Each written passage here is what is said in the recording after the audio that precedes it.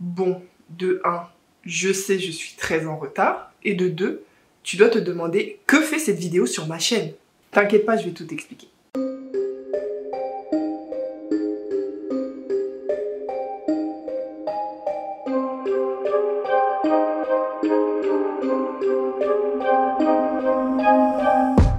Hello toi, j'espère que tu vas bien. Bienvenue sur ma chaîne, bienvenue chez Laurie's Art & Books. Alors, je parlais d'un retard il y a genre 2 secondes. Oui, parce que cette vidéo, je voulais qu'elle sorte en février. Pourquoi en février? Parce que c'était le Black History Month. Mais bon, life being life, hein, je n'ai pas eu le temps, j'ai eu trop de choses à faire et au final cette vidéo sort, j'allais dire en mars, mais peut-être même que ça va sortir en avril, mais je tourne en mars. Dans tous les cas, on va faire comme si on était toujours pendant le Black History Month.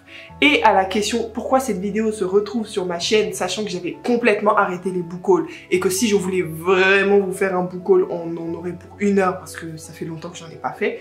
Bah justement, je voulais faire une petite entorse à ma propre... bon, c'était pas une règle, mais au fait que j'étais désintéressée des book hauls et que je n'avais pas envie d'en faire vu que je n'en regarde plus. Parce que c'était le Black History Month et que toute occasion qu'on va me donner pour mettre en avant des auteurs noirs, je vais la prendre. Because it is what it is.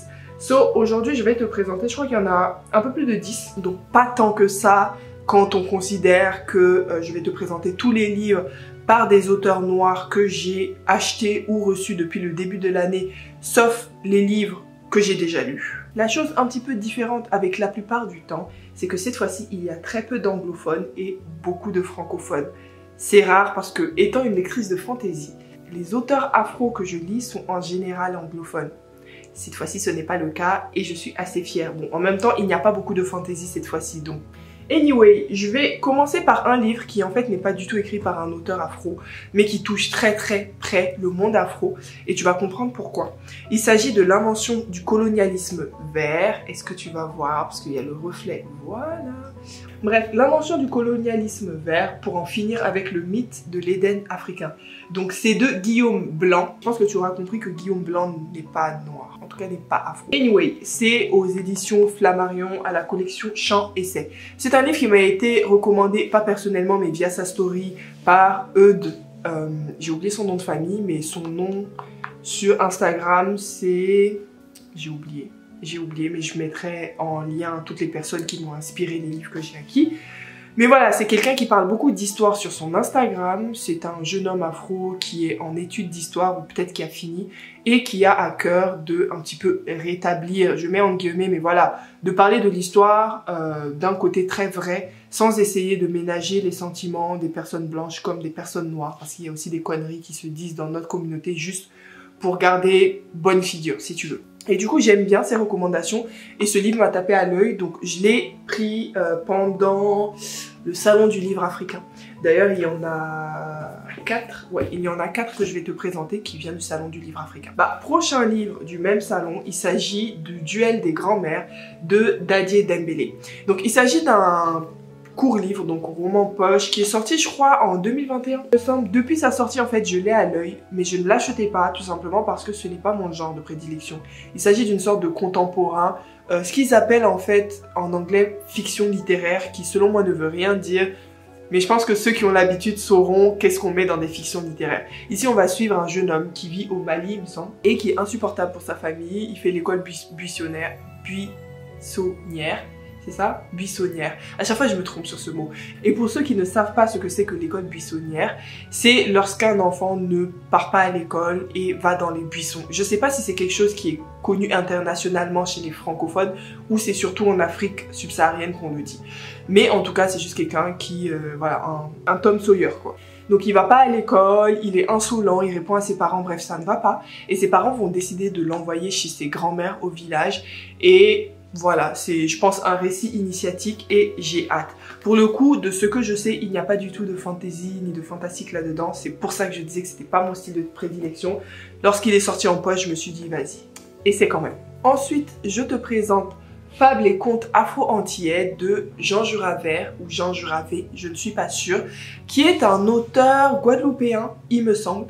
Donc c'est un petit recueil de contes et de fables, comme disent le titre, afro-antillais, avec quelques illustrations. Je pense que c'est un recueil qui peut être autant lu par les jeunes que par les anciens. Après, je vous dirai ce que j'en pense. Hein. Si ça se trouve, il y a certains contes qui sont borderline pour les enfants. Dernier livre que je me suis procuré au Salon du Livre Africain est un classique de Birago Diop, qui est un auteur, enfin qui était un auteur classique du coup sénégalais. C'est les contes d'Amadou Koumba. Voilà, c'est un livre qu'en général les jeunes ouest-africains vont étudier pendant leurs études du collège, je dirais primaire collège. Voilà, c'est juste un recueil de contes qui va mettre sur écrit en fait des récits oraux. Oui, oraux, qui se transmettent dans la sous-région et en général les protagonistes sont des animaux. Ça va être un peu comme Le Pagne Noir de Bernard Dadier. J'espère que ça va être mieux parce que je n'avais pas trop aimé Le Pagne Noir, mais j'ai quand même hâte de me lancer dans ça. Ensuite, tout récemment arrivé, on a une histoire du vaudou qui en réalité a été pris par Yann mais qui m'intéressait aussi donc ça m'arrangeait, de Arnaud Zohou aux éditions Présence Africaine. Donc je pense que c'est juste un livre qui va nous en apprendre beaucoup sur la religion qu'est le vaudou et démystifier un petit peu ce qui se dit de façon mainstream qui est souvent très faux. On continue avec un livre que Eudes, encore une fois, lui, m'a poussé à me prendre, c'est Nimi Alukeni, le roi forgeron de Congo, de Bruce Mateso. Donc Bruce Mateso est en fait un ami de ce que j'ai compris de Eudes, qui est doctorant en histoire, je sais pas quoi exactement, mais dans le domaine de l'histoire, et qui paraît que Eudes est passionné par ça et essaie de tout simplement mettre sur papier des histoires vraies de personnages d'Afrique. Donc ils sont tous les deux congolais, donc l'un de ses premiers ouvrages, je pense que c'est le deuxième cette fois-ci, va se consacrer à ce personnage là, qui je ne sais pas encore qui c'est vu que je l'ai pas lu, mais voilà, j'avais envie à la fois de soutenir et en même temps d'en apprendre plus parce que mine de rien, le Congo est un territoire, le Congo ou les Congos dans le sens où il n'y a pas que le pays Congo qui à l'époque était le Congo avec K, je sais pas si vous comprenez ce que je dis. Mais voilà, je n'en connais pas beaucoup en fait. Je suis quelqu'un qui fait beaucoup de recherches, mais souvent sur les zones qui me concernent. C'est une bonne chose, mais il faut pas oublier le reste. Et du coup, voilà, pourquoi pas, Afrique centrale, côté Congo, on va se lancer.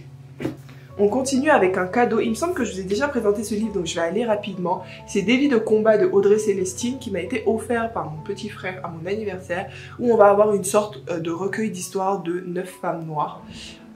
Voilà, qui ont des profils différents. Et je ne sais pas du tout, je ne sais toujours pas si c'est de la non-fiction ou tout simplement des histoires véridiques. Donc quand je commencerai, j'imagine que ça sera écrit soit dans la préface ou un truc comme ça. Une réception, le jour où les Antilles feront peuple de Mathieu Gama, je pense que c'est l'une de mes prochaines lectures. Qui est assez court, hein. C'est un essai de Mathieu Gama qui est un auteur martiniquais, je pense, je ne suis pas sûre. C'est un auteur des Antilles, comme c'est écrit sur le titre, donc je ne veux pas dire n'importe quoi. Mais en tout cas, voilà, c'est un essai où il va parler d'une certaine solidarité dans ces zones-là. Et par exemple, la première ligne du synopsis, c'est « L'esclavage nous a appris à survivre, mais il nous a empêchés d'apprendre à vivre en peuple ». Ça va parler de solidarité, c'est un thème qui m'intéresse beaucoup. Donc j'ai hâte de le lire. Il n'en reste pas beaucoup, il m'en reste 4. J'espère que ma caméra ne va pas se fermer. On a cette fois-ci Beast of Prey, qui a failli être ma lecture en cours, mais finalement, je sais qu'il y a de la romance dedans. Ces temps-ci, je suis complètement fâchée avec la romance. Donc je me suis dit non, non, non. Il s'agit d'une fantaisie young adulte de Ayana Gray qui est éditée ici chez les éditions de Saxius, où on va suivre une jeune fille et ensuite un jeune homme. Je crois que ça va être les deux protagonistes principaux. Je sais plus ce que elle cherche, mais en tout cas elle est fugitive et elle va être obligée d'aller à la chasse d'un monstre dans une forêt pour avoir sa rédemption, de ce que j'ai compris. En tout cas, elle doit traquer un monstre et elle va faire équipe avec ce jeune homme-là. En tout cas, tous les deux vont traquer le monstre en question. Je ne sais pas si ça va être un enemies to lovers ou tout simplement ils vont être amis et puis ils vont finir ensemble, quoi. Mais je sais qu'il va y avoir une sorte de romance. C'est le tome 1, j'espère qu'il n'y aura pas trop de romance, j'espère que ça sera très fantaisique. Ça se passe normalement sur des terres africaines ou inspirées de l'Afrique. Donc j'ai hâte, mais comme je vous ai dit, je suis fâchée avec la romance. Donc bon. Une suite de saga, il s'agit de Empress Crowned in Red de Sianon Smart. Pour ceux qui me suivent depuis un moment, vous vous rappelez de Richie Steeped in Gold. Je ne savais même pas si j'étais sûre que j'allais continuer cette saga tellement le tome 1 m'avait martyrisé. Mais j'avais aimé quand même. Juste pour vous rappeler de quoi ça parle, ici c'est des terres d'inspiration jamaïcaine, donc pays d'origine, enfin terre d'origine de l'autrice, où on va suivre deux jeunes filles, je crois que c'est Jasmine et Iraya, c'est ça. Oh, je m'en rappelle bien en vrai alors que ça fait plus d'1 an. Bref. Donc on va suivre Jasmine et Iraya qui sont ennemies. Pourquoi? Parce qu'il y en a une dont les parents ont été tués et s'est retrouvée ensuite en prison à cause de la mère de l'autre qui a pris le pouvoir dans le royaume. En gros, c'est ça. L'une est la princesse légitime et l'autre est la fille de la personne qu'ils appellent la doyenne, qui est la personne en charge du pays actuellement. Il y a de la magie, il y a de la sorcellerie, c'est toutes les deux des sorcières en fait. Et franchement, l'histoire était trop bien. Quand je m'en rappelle comme ça, j'ai trop des bons souvenirs. Mais en réalité, la lecture était très dure. Et comme vous pouvez le voir, c'est des pavés. Je crois qu'il fait genre 750 pages celui-là. Ouais, 750 pages, donc j'ai hâte, mais j'ai pas hâte en même temps. Je crois qu'on est aux 2 derniers livres et c'est mes toutes dernières acquisitions. Hier, donc oui, c'est très récent. Hier, je suis allée à une rencontre dédicace dans une librairie à Lille et devinez qui était là? Léonora Miano, autrice de Rouge Impératrice. Donc ici j'ai pris l'édition chez Pocket. On a eu l'occasion de discuter avec l'autrice parce qu'elle a un livre qui est en fait un recueil de 2 pièces de théâtre que je vais vous présenter juste après, hein. C'est le deuxième livre que j'ai pris. Et du coup elle est venue le présenter et en même temps on a discuté et c'était tellement bien. Cette femme m'impressionne, cette femme m'intimide, mais pas dans le mauvais sens du terme. C'est dans le sens où je vais être comme elle quand je serai plus grande, même si je sais que je suis déjà adulte. Bref, voilà, j'arrête de fangirler. Donc Rouge Impératrice, je ne sais plus ce que c'est. Ce n'est pas de la fantaisie, c'est une sorte de pas dystopie, utopie, dans ces zones-là, afrofuturisme. Je ne suis pas sûre du genre exact dans lequel il faut le mettre, mais je sais que c'est une fiction. Et on se retrouve à Katiopa, un continent africain presque entièrement unifié, devenu prospère, où les sinistrés, les foulassis de la vieille Europe sont venus trouver refuge. Donc en fait, elle a retourné un peu tout. L'Afrique est le continent riche où tout se passe bien et les Européens sont les immigrés. Je vais pas dire que j'ai hâte, mais j'ai hâte quand même. Et puis surtout, j'ai eu de bons retours. Et le deuxième ouvrage de Léonora Miano et le dernier que je vais te présenter aujourd'hui, c'est Fille d'Amanita et Que mon règne arrive, qui sont les titres des 2 pièces de théâtre qu'on va retrouver ici. C'est assez court, hein, c'est vraiment court. Donc je pense que je vais commencer par là parce qu'il me semble que la plume de l'autrice n'est pas simple du tout. Donc je vais commencer par quelque chose de court. Ici tout simplement je vais vous parler plutôt de la première pièce parce que c'est celle dont on a le plus parlé hier. C'est une pièce de théâtre où on va avoir des divinités, on va avoir 2 mondes parallèles en fait qu'on suit. Un côté avec des divinités où on a le côté féminin de Dieu qui est triste parce que les femmes sur terre ont oublié leur pouvoir, ont oublié leur partie divine en fait de leur personne je veux dire, et pour elle on est en dérive en fait et elle n'a pas le droit mais elle va quand même essayer de toucher un peu les femmes sur la terre pour voilà. Et de l'autre côté, de façon parallèle, on va suivre les histoires de femmes, enfin de mortels en tout cas, sur la terre. Voilà, ça me hype de ouf. Le deuxième, je sais plus exactement de quoi ça parle, mais je sais que voilà, c'est plus un monologue, pas un monologue, mais on a très peu de personnages et de longues tirades dedans. Donc il me donne un petit peu moins envie. En plus, j'ai pas l'habitude du tout des pièces de théâtre, donc voilà, c'est bien qu'il soit court, comme ça va passer vite. Voilà, c'était tout pour moi, j'espère que tu auras quand même apprécié cette petite vidéo, ce petit book haul. Je n'ai plus du tout l'habitude d'en faire, j'ai essayé de faire de mon mieux. N'hésite pas à me dire en commentaire s'il y en a que t'as vu, il y en a qui te donnent envie, il y en a que t'as déjà lu. S'il y en a que t'as déjà lu, ne m'en parle que si t'as aimé, pardon. J'aime pas quand j'ai pas encore lu mes livres, vous venez me dire que vous avez pas aimé, vous allez sortir toute ma hype de moi et après je vais pas pouvoir les lire. Non, non, non, non. Ne me parlez que des livres que vous avez appréciés, comme ça va me donner encore plus envie de les lire. J'espère que tu auras découvert quelques petites pépites qui t'auront donné envie en tout cas. Et on en discute à une prochaine vidéo. Allez, bye!